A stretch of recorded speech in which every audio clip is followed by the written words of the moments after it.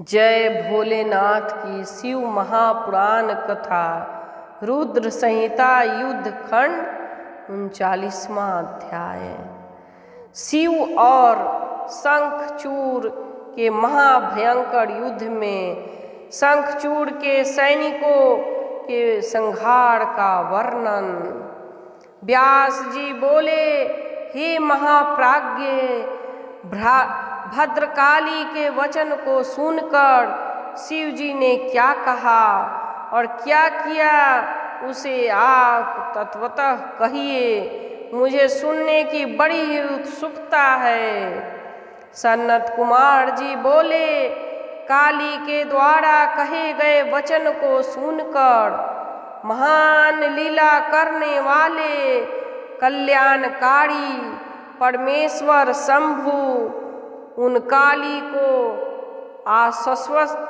आश्वस्त करते हुए हंसने लगे। तत्वज्ञान विशारद शिव जी आकाशवाणी को सुनकर अपने गणों को साथ लेकर स्वयं युद्ध स्थल में वीरभद्रानी गणों एवं अपने समान भैरव तथा क्षेत्रपालों को साथ लिए हुए महावृषभ पर आरूढ़ होकर महेश्वर वीर रूप धारण कर युद्ध भूमि में पहुँचे। उस समय वे रुद्र मूर्तिवान काल की ही प्रतीत हो रहे थे। शंखचूड़ ने शिव जी को देखकर विमान से उतरकर परम भक्ति पूर्वक भूमि में गिरकर सिर से उन्हें दंडवत प्रणाम किया। उन्हें प्रणाम करके वह योग मार्ग से पुनः विमान पर चढ़ा और शीघ्र ही उसने कवच धारण कर धनुष बाण उठा लिया। उसके बाद शिव तथा उन दानव का 100 वर्ष पर्यंत घनघोर युद्ध होता रहा, जिसमें निरंतर वर्षा करते हुए मेघों के समान बाणों की वर्षा हो रही थी। महावीर शंखचूड़ शिव जी पर दारुण बाण छोड़ रहा था, किंतु शंकर जी अपने बाणों से उन्हें छिन्न भिन्न कर देते थे। दुष्टों को दंड देने वाले तथा सज्जनों के रक्षक विरूपाक्ष महारुद्र ने अत्यंत क्रोध पूर्वक अपने शस्त्र समूहों से उसके अंगों पर प्रहार किया। उस दानव ने भी वेग युक्त होकर अपने तीक्ष्ण तलवार एवं ढाल लेकर शिव जी के श्रेष्ठ वाहन वृषभ के सिर पर प्रहार किया। वृषभ पर प्रहार किए जाने पर शंकर जी ने तीक्ष्ण धार वाले छुरे से लीला पूर्वक शीघ्र ही उसके खड्ग एवं अति उज्जवल ढाल को काट दिया। तब ढाल के कट जाने पर उस दानव ने शक्ति चलाई, किंतु शिव जी ने अपने बाणों से सामने आई हुई उस शक्ति को 2 टुकड़े कर दिए। तब क्रोध से व्याकुल दानव शंखचूड़ ने चक्र से प्रहार किया, किंतु शिव जी ने सहसा अपनी मुष्टि के प्रहार से उसे भी चूर्ण कर दिया। इसके बाद उसने शिव जी पर बड़े वेग से गदा से प्रहार किया, किंतु शिव जी ने उसे भी छिन्न भिन्न करके भस्म कर दिया। तब क्रोध से व्याकुल दानेश्वर शंखचूड़ हाथ में परशु लेकर वेग से शिव जी की ओर दौड़ा। शंकर ने बड़ी शीघ्रता से लीला पूर्वक अपने बाण समूहों से हाथ में परशु लिए हुए उस असुर को आहत कर पृथ्वी पर गिरा दिया। तत्पश्चात थोड़ी ही देर में वह सचेत हो रथ पर आरूढ़ होकर दिव्य आयुध एवं बाण धारण कर समस्त आकाश मंडल को व्याप्त कर शोभित होने लगा। उसे अपनी ओर आता हुआ देखकर शिवजी ने आदर पूर्वक डमरू बजाया और धनुष की प्रत्यचंडा की दूसर ध्वनि भी की। प्रभु ग्रीस ने श्रृंगनाद के द्वारा सारी दिशाएं पूरित कर दी और स्वयं असुरों को भयभीत करते हुए गर्जना करने लगे। नंदीश्वर ने हाथी के महागर्व को छुड़ा देने वाले महानादों से सहसा पृथ्वी, आकाश तथा आठों दिशाओं को पूर्ण कर दिया। महाकाल ने बड़ी तेजी से दौड़कर अपने दोनों हाथों में पृथ्वी एवं आकाश पर पटक दिया, जिससे पहले शब्द तिरोहित हो गए। उसी प्रकार उस महायुद्ध में क्षेत्रपाल ने अशुभ सूचक अट्ठास किया तथा भैरव ने भी नाद किया।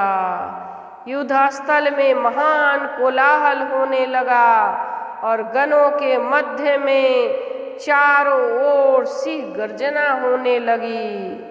उन अभयदायक एवं कर्कश शब्दों से सभी दानव व्याकुल हो उठे। महाबलवान दानवेंद्र उसे सुनकर अत्यंत क्रुद्ध हो उठा। तब शिवजी ने कहा, रे दुष्ट, खड़ा रह, खड़ा रह। उसी समय देवताओं एवं गणों भी शीघ्र जय जयकार की।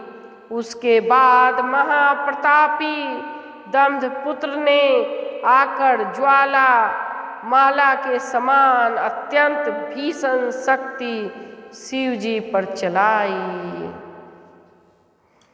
क्षेत्रपाल ने अग्नि ज्वाला के समान आती हुई उस शक्ति को बड़ी शीघ्रता से युद्ध में आगे बढ़कर अपने मुख से उत्पन्न उल्का से नष्ट कर दिया।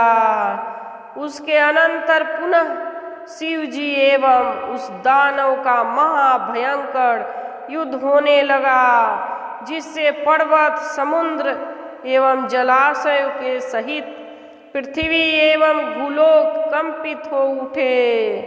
दंभपुत्र शंखचूड़ के द्वारा छोड़े गए सैकड़ों हजारों बाणों को शिवजी अपने उग्र बाणों से छिन्न भिन्न कर रहे थे तथा शिवजी के द्वारा छोड़े गए सैकड़ों हजारों बाणों को वह भी अपने उग्र बाणों से छिन्न भिन्न कर देता था। तब शिवजी ने अत्यधिक क्रोधित हो अपने त्रिशूल से दानव पर प्रहार किया। उसके प्रहार को सहने में असमर्थ वह मूर्छित होकर पृथ्वी पे गिर पड़ा। उसके बाद क्षण मात्र में ही चेतना प्राप्त कर वह असुर धनुष लेकर बाणों से शिवजी पर प्रहार करने लगा। उसी प्रतापी दानव राज शंखचूड़ ने 10,000 भुजाओं का निर्माण कर 10,000 चक्रों से शंकर जी को ढक दिया। तदंतर कठिन दुर्गति के नाशकर्ता दुर्गापति शंकर जी ने कुपित होकर अपने श्रेष्ठ बाणों से शीघ्र ही उन चक्रों को काट दिया। तब बहुत सारी सेना से घिरा हुआ वह दानव बड़े वेग से सहसा गदा उठाकर शंकर जी को मारने के लिए दौड़ा। दुष्टों के गर्व को नष्ट करने वाले शिवजी ने क्रुद्ध होकर तीक्ष्ण धार वाली तलवार से शीघ्र ही उसकी गदा भी काट दी।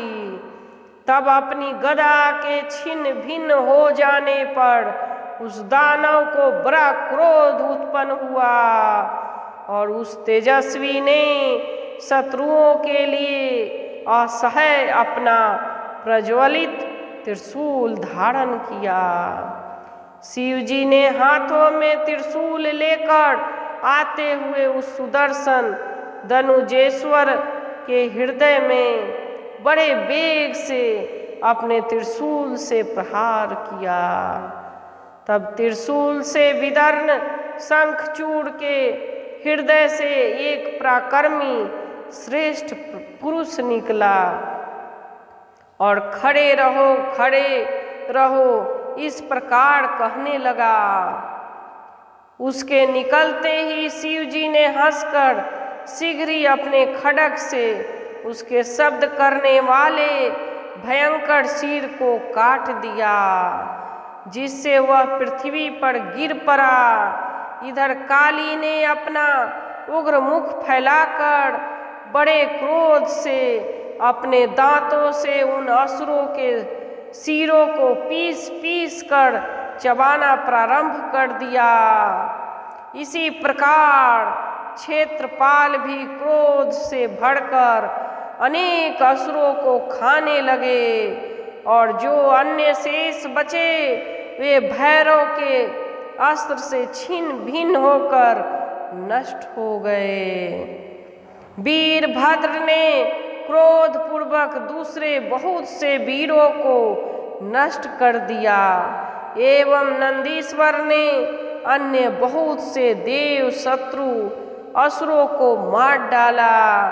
इसी प्रकार उस समय शिव जी के बहुत से गणों ने देवताओं को कष्ट देने वाले अनेक दैत्यों तथा असुरों को नष्ट कर दिया। इस प्रकार उसकी बहुत सी सेना नष्ट हो गई और भय से व्याकुल हुए अनेक दूसरे वीर भाग गए। जय भोलेनाथ की 39वां अध्याय समाप्त। रुद्र संहिता युद्ध खंड। जय भोलेनाथ की। प्रेम पूर्वक जो भी कथा सुन रहे हैं कमेंट बॉक्स में ओम नमः शिवाय लिखकर भगवान भोलेनाथ की असीम भक्ति प्राप्त करें। जय भोलेनाथ की जय।